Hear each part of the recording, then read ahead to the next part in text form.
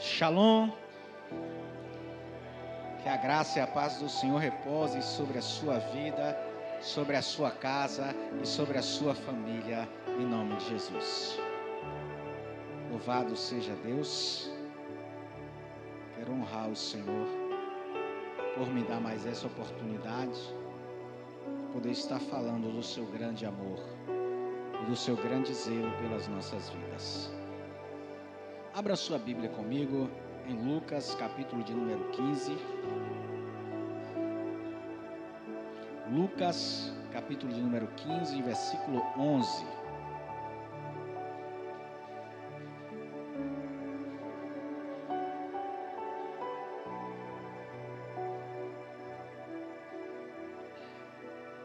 Lucas 15, 11, diz assim: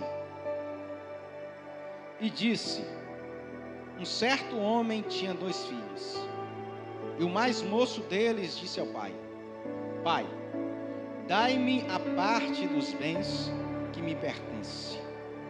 E ele repartiu-a as fazendas. E poucos dias depois, o filho mais moço, ajuntando tudo, partiu para uma terra longínqua, e ali desperdiçou seus bens, vivendo dissolutamente. Queridos, Lucas, no capítulo 15, ele vai narrar uma série de 3 parábolas. A primeira parábola que ele vai dissertar é a parábola da ovelha perdida. Na sequência, ele vai narrar a parábola da dracma perdida e culminando com a parábola do filho pródigo. E por que é que Jesus ele fala essas 3 parábolas? Jesus ele está recebendo ali publicanos, pecadores, e ali também estavam fariseus. E os fariseus, ao olharem que Jesus está recebendo com ele os publicanos e os pecadores, e sentava e comia com eles, começaram a murmurar dizendo: por que que ele recebe publicanos e pecadores? Eles começaram a murmurar, porque Jesus, ele era um rabino, um mestre, era alguém de autoridade, era alguém que ensinava, e os fariseus estavam acompanhando tudo que Jesus fazia para ver quem realmente era Jesus, e para ver se achava algo de errado na vida dele. E Jesus, ao receber publicanos, pecadores, eles achavam isso errado, porque eles achavam que os publicanos e os pecadores não podiam ter acesso àquilo que Jesus estava ensinando. Jesus, que era tido como alguém da parte de Deus, alguém que estava ali ensinando, fazendo milagres, eles achavam que não eram corretos. Como é que Jesus ia compartilhar da sabedoria que ele tinha com aquelas pessoas? Que eles achavam que não mereciam estar ali, não mereciam sentar à mesa com Jesus, não mereciam comer com Jesus, não mereciam aprender das coisas dos céus. Jesus então contou essas 3 parábolas. E Jesus, nessas 3 parábolas, ele tenta ensinar aos fariseus qual era o sentido do reino dos céus. E Jesus tenta mostrar para eles qual era a situação em que eles, os fariseus, estavam vivendo. Porque Jesus ele fala sobre as coisas que estavam perdidas. Primeiro, um pastor que tem 100 ovelhas e ele perde uma daquelas ovelhas. O que é que ele faz? Deixa as 99 lá no deserto e vai buscar essa uma que perdeu. Na outra parábola ele vai falar de uma mulher que tinha 10 dracmas e ela perde uma dessas dracmas, e essa mulher agora acende uma candeia, acende uma lâmpada dentro de casa e começa a varrer a casa diligentemente, procurando com todo cuidado em todo lugar onde estava essa dracma. E por final ele conta a parábola de um filho que havia se perdido. Um pai tinha 2 filhos e um dele vai embora de casa com parte da herança que possuía. Para quê? Jesus tenta colocar no coração dos fariseus a situação que eles estavam vivendo. Nessa noite eu quero dissertar justamente sobre a última parábola, que a epígrafe do livro diz que é a parábola do filho pródigo. A parábola do filho pródigo. Mas quando paramos para analisar essa parábola, embora você vê que a maioria do texto vai falar sobre o filho que se perdeu, a história dele, mas se você ver, Jesus vai dizer que a história começa com um pai. É um pai que tem 2 filhos. Se você analisar bem o contexto da parábola, olhar verdadeiramente como é que Jesus e como é que ele começa e termina essa parábola, você vai ver que a história verdadeira vai mostrar o amor desse pai, o zelo que ele tinha. Ele diz: um certo filho desse pai, que era o mais jovem, o mais moço deles, chega ao pai e diz assim: pai, me dá a parte da herança que me pertence. Aquele filho, ele perde uma coisa: o respeito pelo pai. Ele perde o respeito, porque nenhum filho chegaria para um pai e iria dizer: pai, me dá a parte da minha herança. Principalmente nessa época, uma época a qual o respeito de um filho para o pai era algo muito grande, era algo muito zeloso. Mas esse filho, ele não tem mais respeito pelo esse pai. Ele chega ao pai e diz: pai, me dá a parte da minha herança. Em outras palavras, o que é que esse filho está dizendo para o pai? Só tem direito à herança quando alguém morre. E o filho está dizendo: pai, me dá a minha herança. Ele está dizendo: eu não me importo que se você morra, se você está vivo, eu quero o que me pertence. Ele mostra o desprezo e a falta de respeito que ele está tendo por aquele pai, que ele já não se importava mais, ele só queria aquilo que era de direito dele. Ele só queria aquilo que pertencia a ele, que eram os bens que o pai adquiriu em toda a sua vida, que se pararmos para pensar, não tinha nada dele ali. Ele não tinha direito a nada. Não foi ele que trabalhou, não foi ele que batalhou a vida, foi o pai. O pai daria se quisesse, porque se o pai quisesse também ia deixar ele deserdado, sem herança nenhuma. Às vezes nós nos comportamos assim diante de Deus. A gente pede a Deus e fala com Deus: Deus me dá. E a gente se impõe na nossa oração com Deus como se Deus tivesse a obrigação de nos dar alguma coisa, como se tudo que Ele tem pertencesse a nós assim. E não. Nós temos que merecer. Nós temos que fazer por onde Deus, Ele venha nos dar aquilo que Ele quer nos dar. Não que nós queremos, mas aquilo que Ele quer para as nossas vidas. Esse filho, ele perde o respeito pelo pai. Ele perde o desejo de estar na casa do pai. Porque assim que ele recebe a sua herança, a primeira coisa que ele faz é sair da casa do pai. É ir embora. E não é ir embora para qualquer lugar. A Bíblia diz que ele foi para uma terra muito longe. Ele perde o desejo de estar ali. Ele já não tem mais o desejo de estar na casa do pai. Ele já não tem mais o desejo de estar ali sobre a autoridade daquele pai. E quantos nos dias de hoje têm perdido esse desejo? Desejo de vir à casa do pai. Desejo de vir à sua presença. Desejo de estar na casa do pai. Desejo de ouvir o que o pai tem para falar. E quando se perde o desejo, irmãos, é muito danoso. E por que se perde o desejo? Porque o seu coração já se encheu de muitas coisas.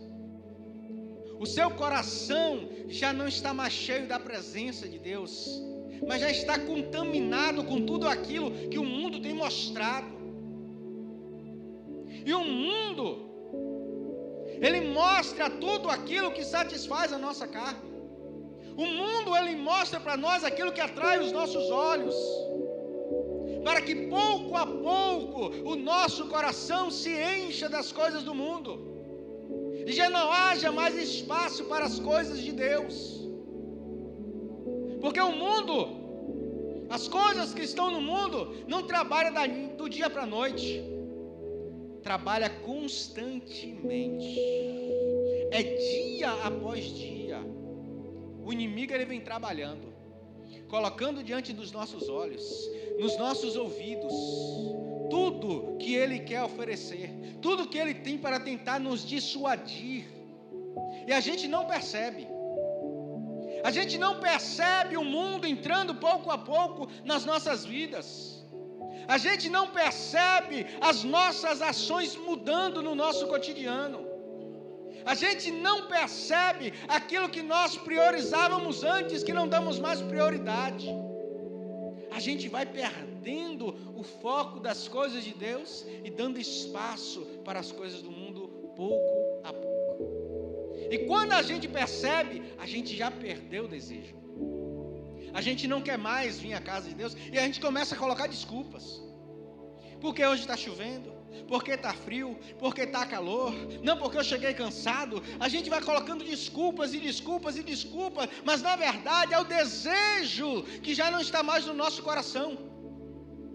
Porque quando o desejo há no coração, não importa o que está acontecendo, não importa a circunstância, nós vamos. Veja um casal quando está apaixonado. Um casal quando está apaixonado, aconteça o que acontecer, eles querem se ver. Eles querem estar perto. Eles querem estar ali juntos. Porque a paixão arde no seu coração, aquele desejo de ver, de estar junto, de ouvir a voz. Não importa se está chovendo, se está frio, se está calor, não importa se está tarde. Eles querem ir, querem se encontrar. Mas nós, quando perdemos o desejo da casa de Deus, nós vamos colocando obstáculos para buscar a sua presença. E nos afastamos cada dia mais. E quando percebemos, já estamos fora da sua presença. Aquele jovem, ele perde o desejo. E ele não quer mais ter a autoridade do pai sobre a sua vida. Ele decide ir para longe. Por quê? Porque ele não quer ser incomodado pelas ideias do pai. Ele não quer ser incomodado pelas regras do pai. Porque na casa do pai tem regras. E estando ele ali, ele tem que obedecer.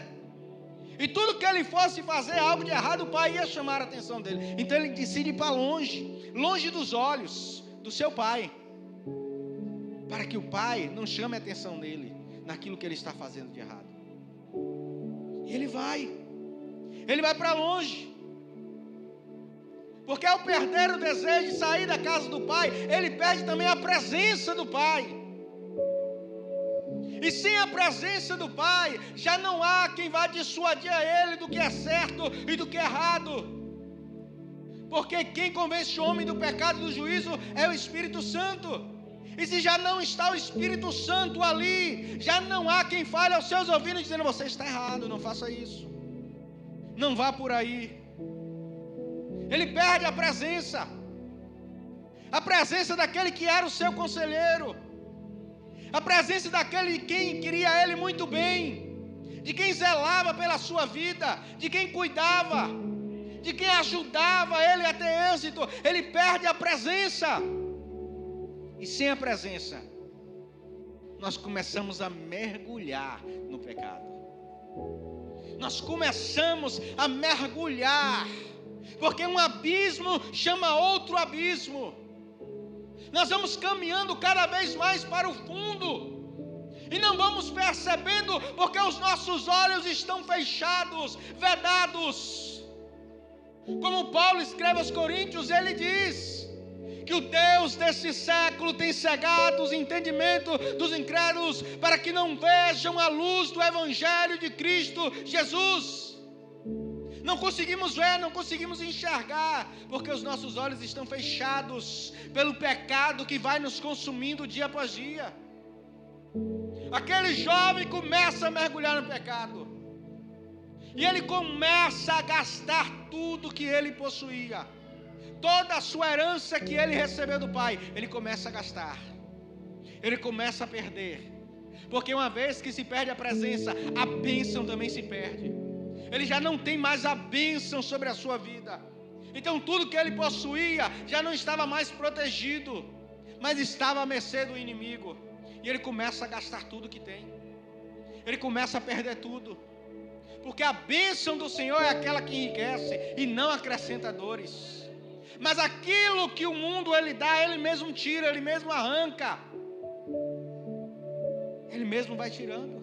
E a Bíblia diz que aquele jovem começa a gastar tudo, começa a perder tudo, ao ponto que ele já não tem mais nada. Não tem mais nada. Nada daquilo que ele herdou do pai, ele tem mais. E os amigos que ele conseguiu com o dinheiro que ele tinha também, ele já não tem mais. Porque era tudo ilusão. Porque é isso que o inimigo faz. Ele traz ilusões para a nossa vida. Ele coloca diante de nós ilusões, que aos nossos olhos parece estar tudo bem. Aos nossos olhos, naquele instante, naquele momento, parece que está tudo bem. Mas é uma ilusão. Porque aquilo vai se perder. Ele trabalha com mentiras. Veja que ele pega Jesus, quando Jesus está lá no deserto, e ele leva Jesus a um alto monte, e ele diz assim: olha Jesus, vê todos esses reinos, toda a glória eu te dou, se você se prostrar diante de mim e me adorar. Era uma ilusão, era pura ilusão, ele não tinha nada daquilo. Se ele fosse dar alguma coisa, de nada serviria para Jesus. Mas Jesus, sabendo de tudo, disse: só ao Senhor adorarás, e só a Ele prestarás culto. O inimigo, ele pode tentar te iludir. Ele pode colocar diante de você aquilo que o coração está almejando naquele instante. Mas vai se dissipar. Vai se acabar em alguns instantes, em alguns momentos. Ele colocou diante desses jovens, mulheres. Colocou diante deles amigos, por assim dizer. Que chamava ele e disse: vamos para a festa, vamos curtir. Vamos ali que eu vou te apresentar umas meninas, as mais bonitas da cidade. E ele ia.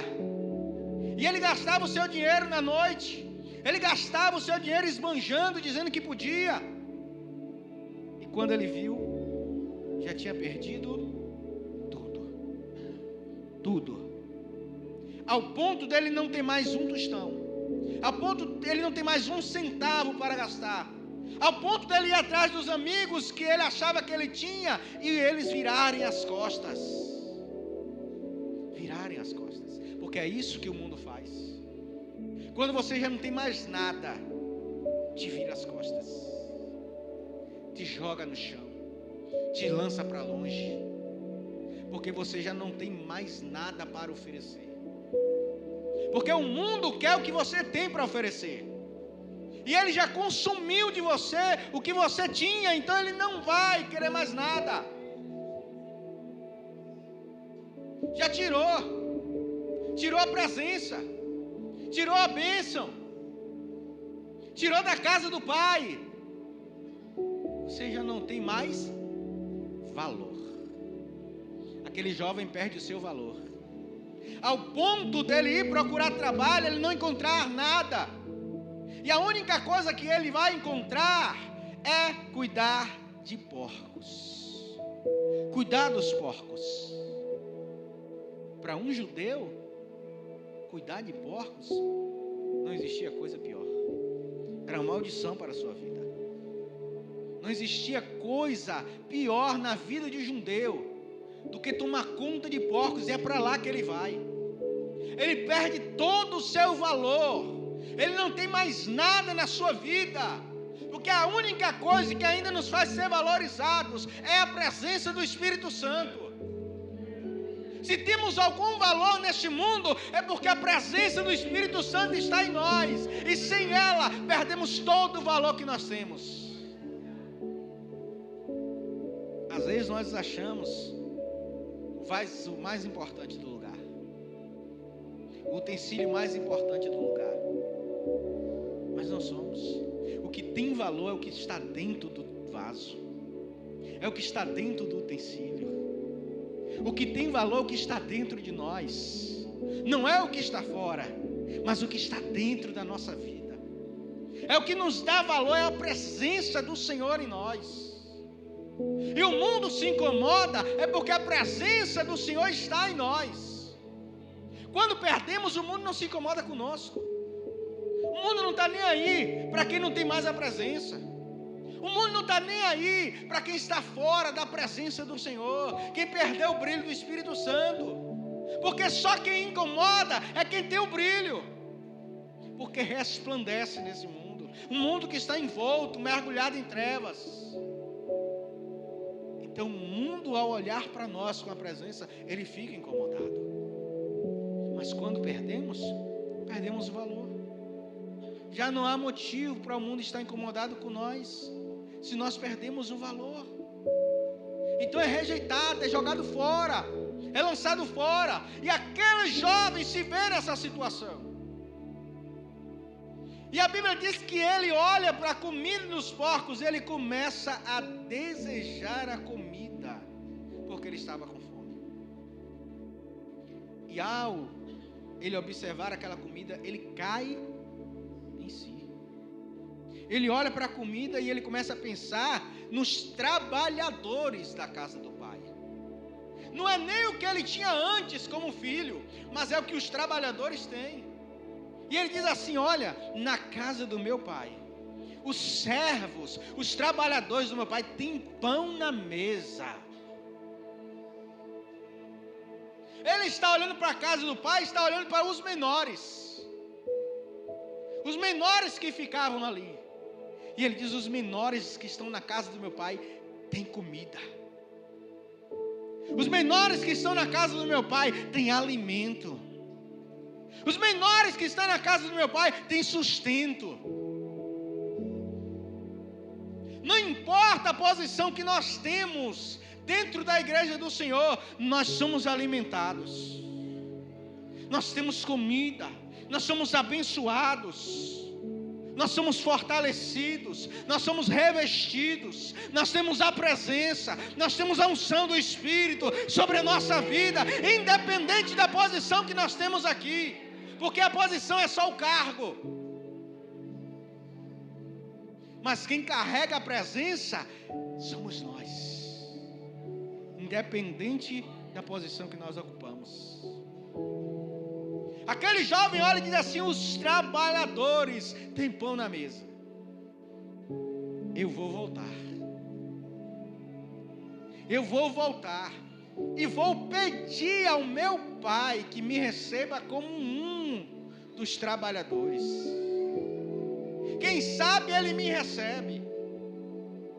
Olha como está a mente daquele jovem. Ele é filho, mas ele agora não se sente mais como filho. Ele se sente tão indigno, tão sujo, que ele diz assim: eu vou voltar e quem sabe o meu pai me recebe como servo. Porque o pecado consumiu a sua vida. O pecado enredou ele de tal maneira que tirou dele a mentalidade de filho. Por que isso? Porque é isso que o pecado faz. É isso que Satanás faz com as pessoas, quer tirar a mentalidade de filho e colocar a mentalidade de escravo. Olha aí Israel quando sai do Egito. Israel vê tudo que Deus faz, vê a mão do Senhor agindo, vê Deus trabalhando. Mas quando estão lá do deserto, ele diz assim: olha, vamos voltar, porque lá a gente sentava na beira da fogueira e a gente comia pepino, a gente comia alho. Olha a mentalidade deles, estão livres, estão vendo a mão do Senhor, está vendo Deus trabalhar, está vendo Deus derramar bênçãos. Mas no momento de provação ele diz assim: vamos voltar, porque o pecado faz isso.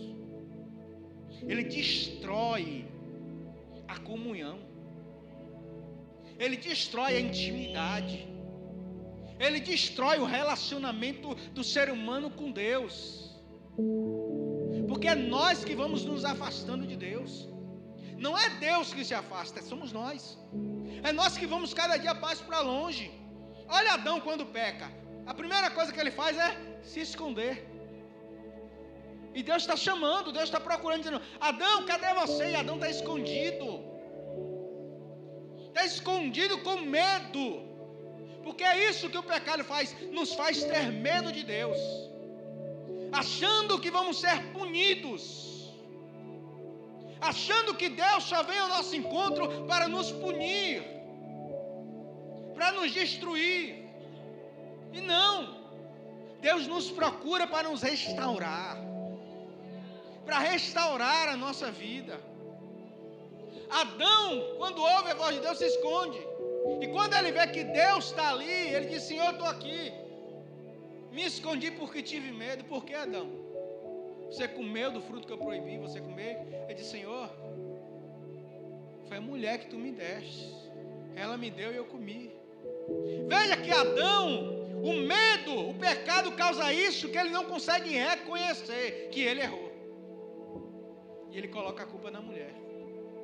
Mas ele era autoridade. Foi a ele que Deus disse assim: olha, Adão, não coma daquela árvore. Não foi a mulher que Deus disse, foi a ele.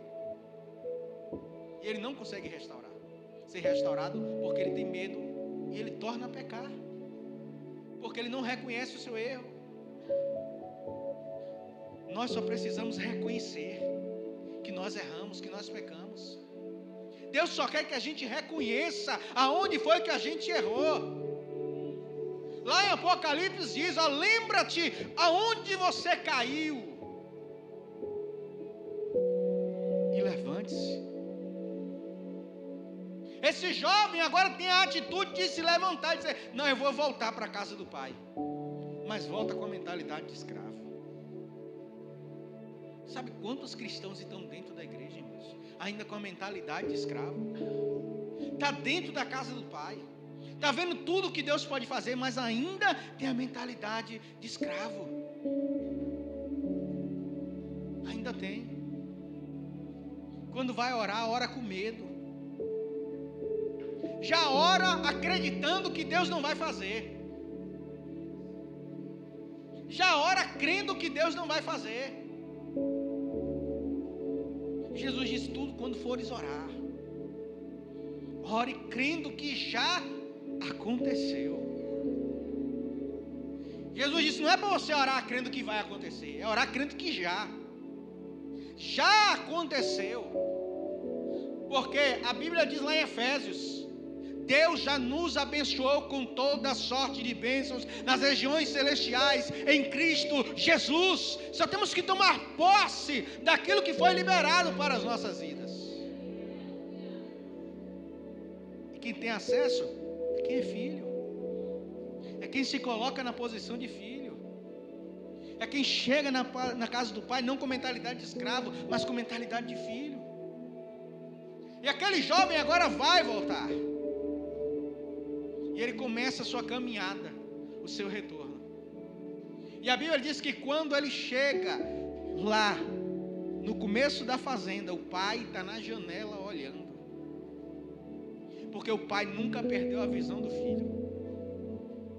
O pai nunca perdeu a esperança que ele voltaria. O pai nunca deixou de acreditar que ele ia retornar, que ele ia se arrepender, que ele ia reconhecer o erro dele. E ele está chegando, está longe. E a Bíblia diz que o pai sai correndo ao encontro daquele filho. Por que é que aquele pai corre? Porque aquele filho cometeu um pecado muito grave. Ele desonrou o pai. Desonrou o pai junto aos seus servos. Quando ele diz assim: pai, me dá a minha herança, ele está dizendo: pai, eu quero que o senhor morra. Ele era desonroso. Imagine os servos da casa, tudo ali que tem a garantia do dono da casa, os cuidados, o zelo. Olha um filho dizer isso para o pai, qual era a sensação deles? Se esse menino aparecer aqui de novo, eu vou dar uma pisa nele. Se esse menino pisar o pé aqui nessa fazenda, eu vou pegar ele de jeito. Então, quando aquele menino aparece, o pai sai correndo para encontrar com ele, antes que os servos encontrem. Antes que os servos cheguem até ele, o pai chega primeiro.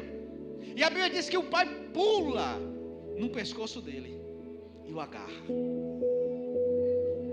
Aí o filho diz assim: pai, eu pequei. Eu pequei contra os céus e pequei contra ti. E eu não sou digno de ser chamado teu filho. Antes que o filho termine a frase, o pai diz ao servo, o servo já vem chegando. O servo vê o jovem e já vem chegando. O pai diz assim: olha, traga roupa nova para ele. Coloque sandália nos seus pés. E um anel no seu dedo.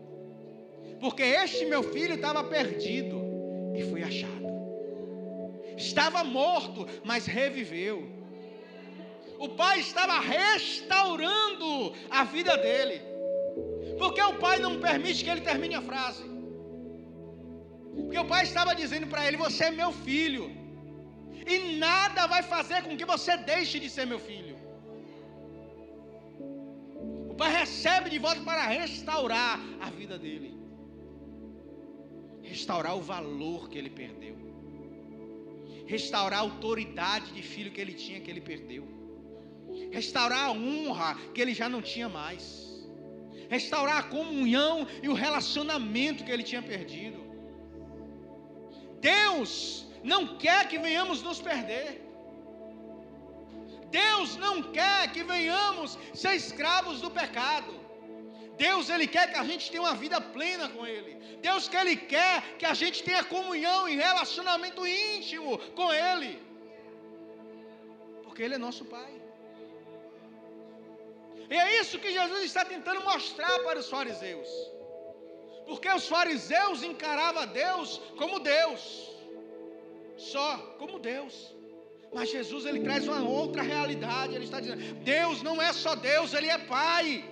Por isso que na oração, quando os discípulos dizem assim: Senhor, me ensina a orar, Ele diz assim: quando fores orar, ora Pai, Abba. A palavra Abba quer dizer paizinho, meu papai. Ele está dizendo: Deus não é só Deus, Deus é Pai. E como Pai, Ele recebe de volta os seus filhos arrependidos, que se arrependeram e querem retornar para casa. Deus não faz acepção para salvar. Seus braços estão abertos em todo momento para nos salvar. Independente do erro que nós cometemos, Ele está pronto para perdoar. Pronto. Não importa o erro que nós cometemos, Ele está pronto para perdoar. Lá em João capítulo 1, versículo 9 diz que se nós confessarmos, Ele é fiel e justo para nos perdoar de todos os pecados e nos purificar de toda injustiça. Ele está pronto, irmãos, para nos abraçar, para nos receber, colocar nos seus braços e dizer: nesse ninguém toca, porque é meu filho. O pai agora diz: servo, vá lá e prepara um bezerro cevado para ele, porque eu vou dar uma festa, porque meu filho voltou para casa. O filho retornando, o pai dá uma festa. Só que aí mostra outra realidade da casa dele. Porque quando a festa está acontecendo, o filho mais velho ouve um som e acha estranho. E ele, quando chega em casa, ele não entra e vai perguntar ao pai. Ele pergunta ao servo: o que é que está acontecendo aí em casa? Ele tinha acesso ao pai. Ele poderia ter entrado em casa e perguntado ao pai, mas ele pergunta ao servo. Não acontece isso hoje? A gente tem autoridade, a gente tem um caminho aberto para entrar na presença do Pai e falar com Ele, mas muitas vezes a gente quer alguém para interceder. A gente quer ir a alguém porque a gente acha que aquele alguém tem mais autoridade para falar com Deus do que nós. Só que na casa do Pai todos os filhos têm a mesma autoridade. Na casa do Pai todos os filhos têm o mesmo acesso para entrar na presença dele. Pode não ter a mesma intimidade, porque não busca do mesmo jeito, mas o acesso é o mesmo. Aquele filho pergunta ao servo: o que é que está acontecendo? O servo diz: foi teu irmão que voltou, e teu pai está dando uma festa para ele. Ele fica indignado. Ele fica indignado porque o irmão dele agora voltou e é bem recebido. E aí agora o servo entra dentro de casa e fala para o pai, diz: olha, teu filho está lá fora. E o pai vai sair para conversar com o filho. Diz assim: o que aconteceu? Por que você não entra? Ele disse: como assim? O teu filho gasta tudo que era teu com as meretrizes, você recebe de volta dando uma festa. Olha a declaração que ele disse: teu filho gastou tudo com meretrizes, com prostitutas. Como é que ele sabia? Como é que ele sabia que o irmão estava gastando dinheiro com prostituta, com meretrizes? Ou ele estava julgando o irmão, ou ele fazia a mesma coisa com o irmão, só que escondido. Porque só há uma maneira: ou ele está julgando que ele está errando, ou ele fazia, mas era escondido. E as duas hipóteses ele está errado, ele está pecando. Porque se ele está julgando, ele está errado. Porque ele não pode julgar algo que ele não viu. Mas se ele fazia, ele também está errado. E pode ser a hipótese melhor, porque ele fazia, o irmão fazia, mas o pai não sabia. E agora ele lança, porque ele se sente machucado, ele se sente irado. Porque não é assim que acontece muitas vezes. Quando alguém comete o erro, o outro comete também, comete o mesmo erro. Aí o outro lança na face, porque está machucado, porque está irado. Estão os dois no mesmo patamar, estão os dois errando. Mas um encobria o outro, porque estava bom. Mas na hora que sentiu acuado, machucado, lançou na face. E muitas vezes é isso que acontece. Aí ele vai questionar o pai: eu estou todo dia aqui, eu trabalho, eu dou duro, e o Senhor não me dá um bezerro para eu junto com os meus amigos comemorar, mas para esse teu filho, o Senhor matou um bezerro cevado. Por quê? É porque ele não tinha direito? Não, ele tinha. É porque ele não tinha acesso? Não, ele tinha. É porque ele não pedia. É porque ele não ia ao pai. Então ele achou que agora o irmão recebeu algo que ele merecia, mas que ele não tinha porque ele não pedia. Não é que ele não tinha acesso, não, ele tinha, mas ele não pedia.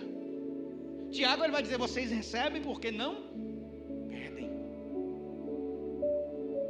E quando pedem, pedem mal. Aí o pai chama a atenção dele. Ele diz: o teu irmão estava perdido, estava lá no mundo, ele estava morto, mas agora está vivo. Você está aqui em casa, você está comigo, e tudo que eu tenho é teu. Tudo que está aqui é teu. O pai está dizendo: tudo que ele tem é nosso. Tudo que ele tem é nosso. E ele dá se nós quisermos. Ele dá se nós buscarmos. Ele dá se nós formos à sua presença. Ele dá. Agora não podemos questionar se Deus deu a alguém que estava lá perdido, que estava lá ferido, que estava jogado na sarjeta, e chega, Deus limpa, Deus cuida, Deus zela e dá. Dá porque pediu, dá porque buscou, dá porque soube usar o acesso que teve. Mas a gente passa tanto tempo na presença de Deus que a gente esquece do acesso. A gente esquece de pedir. A gente esquece de falar com Ele: Pai, Senhor, me dá, me usa, me dá mais intimidade, me dá mais autoridade, me dá mais unção, me dá mais poder. E Ele dá, irmãos. Ele dá a quantos quiser. Paulo, ele vai escrever sobre os dons espirituais, ele vai dizer que a gente deve buscar com zelo. O que é zelo? Zelo é constância. Zelo é não perder o foco. Zelo é estar constante naquilo que você precisa e naquilo que Deus quer. Porque Ele tem para todos, liberalmente. Ele tem para todos nós. O Pai, Ele ama a todos igualmente. A todos. Ele não faz distinção de mim e de você, de maneira nenhuma. Ele não faz, porque Ele quer todos perto. Quando Jesus termina a parábola, os fariseus ficam indignados, porque eles entenderam a parábola. Eles entenderam o que Jesus falou.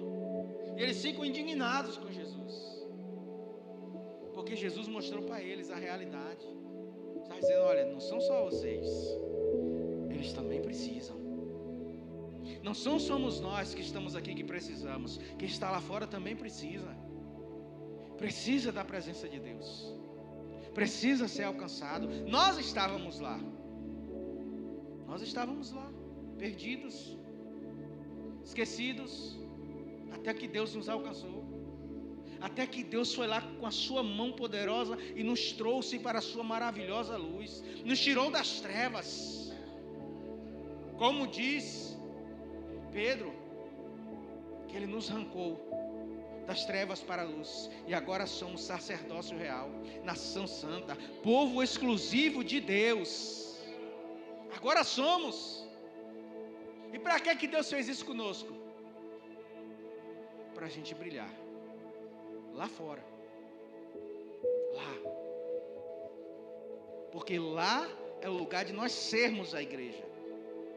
A igreja do Senhor tem que estar lá militando, guerreando e trazendo luz ao mundo, como Jesus disse: vós sois a luz do mundo e o sal da terra. Nós somos. Para isso Ele nos chamou das trevas, para nos trazer para a luz e nós levarmos luz. E não se esconde uma cidade construída em alto do monte, nem se acende uma candeia e se coloca debaixo da mesa, mas antes se coloca em um lugar elevado, para que ilumine toda a casa. E nós somos chamados para iluminar. Nós somos chamados para dar sabor ao mundo. Sabor. Para que o mundo tenha sede. O que é que o sal faz com a comida? Dá sabor. Mas depois que você come, dá o quê? Dá sede. Dá sede. E quando dá sede, você tem que beber. E beber da água. Da água que jorra para a vida eterna.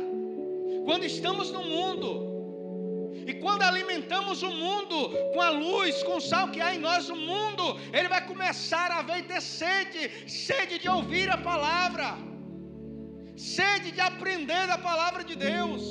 Sede de olhar para nós e ver assim: aquele foi restaurado, aquela foi restaurada. Olha a mudança que Deus fez na vida daquela pessoa.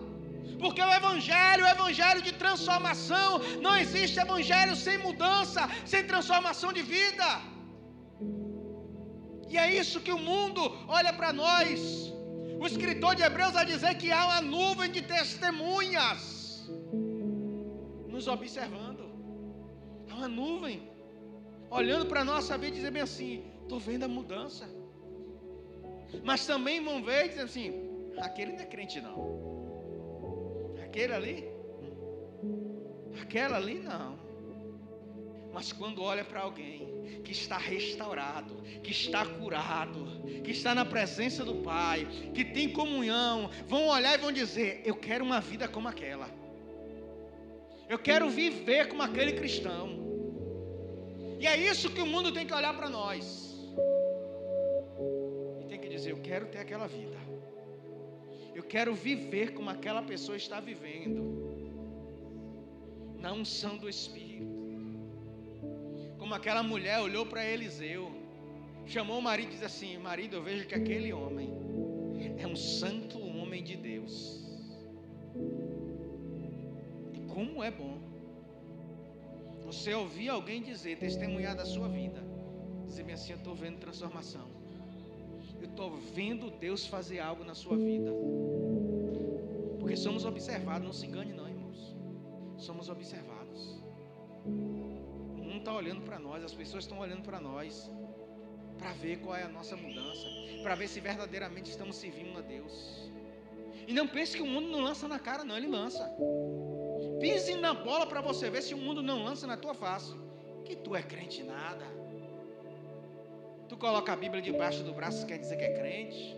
O mundo olha, irmãos, e lança na face mesmo, sem pena e sem dó. E às vezes é para bater mesmo, às vezes é para derrubar.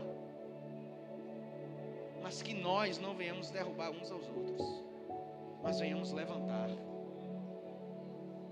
Porque se existe um exército que tem matado os seus soldados, são os cristãos, irmãos. Quando alguém tropeça, alguém vem de lá e termina de derrubar. E nós não fomos chamados para derrubar, nós somos chamados para levantar. Nós somos chamados para erguer. Se alguém está caindo, a gente vai lá e dá a mão, diz: levante, meu irmão, levante, minha irmã, Deus é contigo, Deus vai te restaurar, Deus vai cuidar de você. Nós somos chamados para isso, para restaurar vidas. Restaurar vidas, abrir os olhos dos cegos, curar os enfermos, ressuscitar os mortos. Para isso Jesus nos chamou como igreja, uma igreja santa e imaculada, que leva o evangelho para a salvação de todos aqueles que perecem. E muitos estão perecendo, porque precisa que a igreja vá e restaure a vida de quem está perdido. Amém? Louvado seja Deus. Essa palavra que Deus colocou no meu coração para ministrar aqui nessa noite. Quando o pastor falou para eu ministrar a palavra, eu tinha uma outra palavra para ministrar, mas no decorrer da semana Deus foi trabalhando nessa palavra, dizendo: é essa aqui. Eu dizendo: não, Senhor, essa daqui, ó, não, é essa daqui. Porque Deus sabe o que está no nosso coração, Deus sabe o que nós precisamos ouvir. Eu posso não saber, eu posso julgar pelos meus olhos, dizer: não, a igreja está precisando ouvir isso. Mas Deus sabe o que é que nós precisamos ouvir para sermos restaurados e curados e nos levantarmos para continuar marchando. Deus continue abençoando a vida dos irmãos, continue orando pelas nossas vidas. Que Deus continue abençoando a todos poderosamente. Cadê os músicos? Louvado seja o Senhor.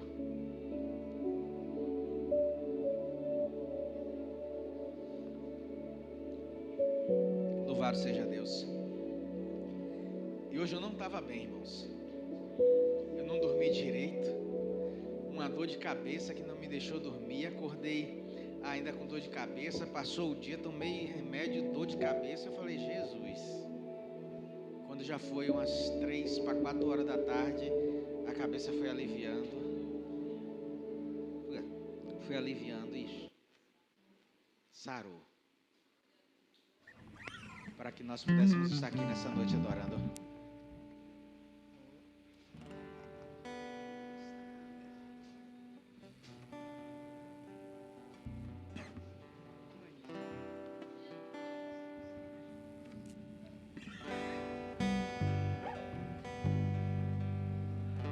Adora Ele nessa noite.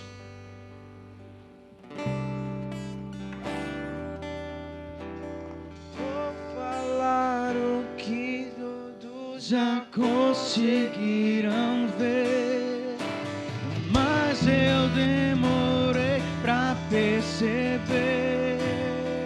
Eu estava longe, você estava perto. Eu te rejeitei, em troca recebi afeto. senti sozinho, me tornou seu filho, fez de mim sua morada, e eu disse: és bem-vindo. Não me abandonou todas as vezes que eu caí, bastou eu falar pra poder me ouvir e ficar feliz.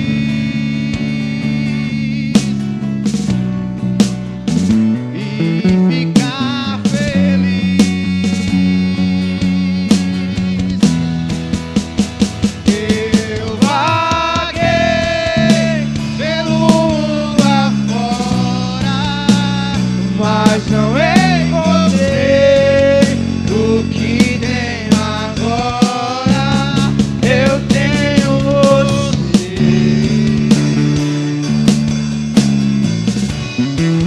Eu tenho você. Só faltava eu receber.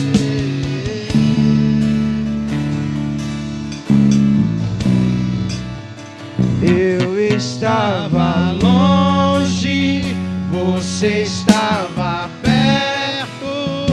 Eu te rejeitei, em troca recebi afeto. Me senti sozinho, me tornou seu filho, fez de mim sua morada, e eu disse: és bem-vindo.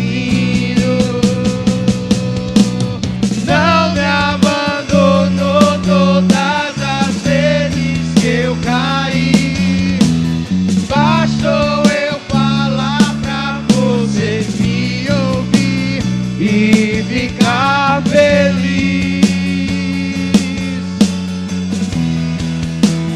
E ficar feliz.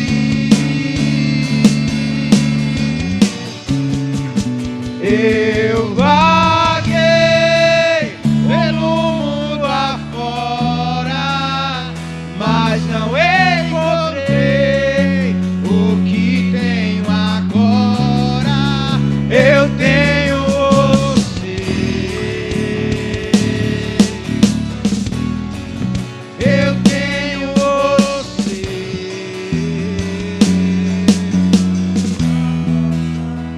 Eu vaguei, mas não encontrei.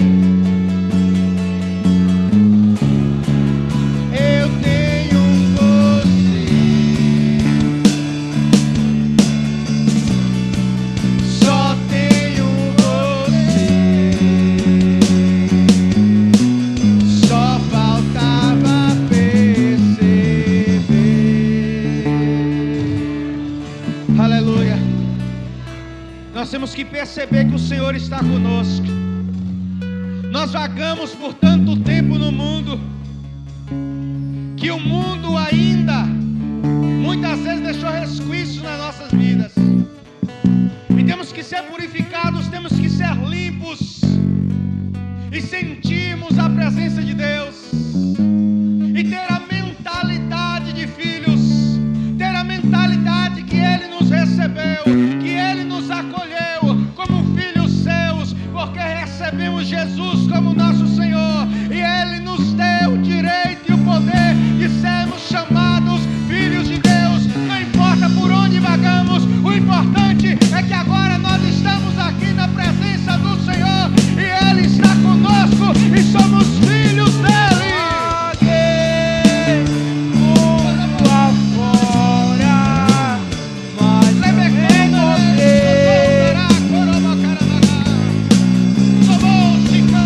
Eu tenho você. Só tenho você.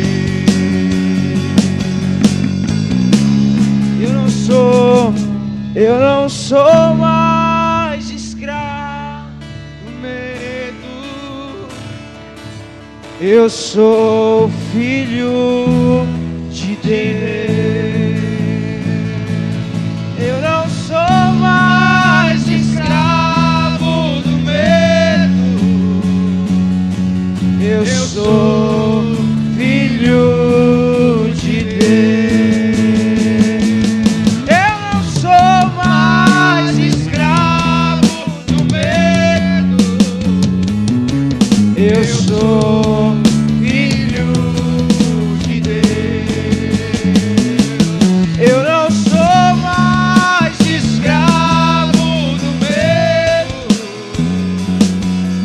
sou filho de Deus.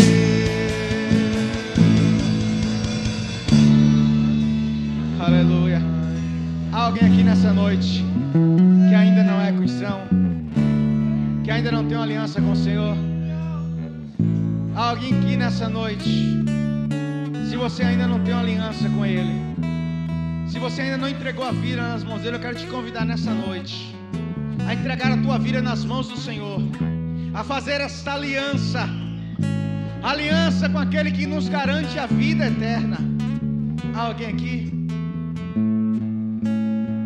Aleluia. Se tiver, dê um sinal com a sua mão, estaremos orando pela sua vida. Aleluia.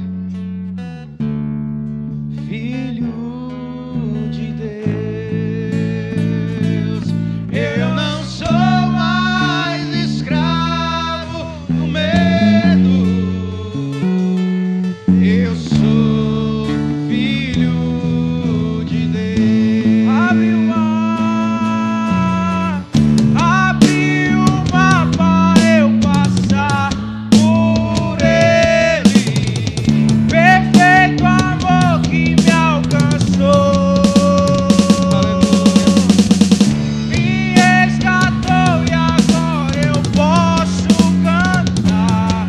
Eu sou filho de Deus, eu sou filho de Deus, eu sou filho de Deus.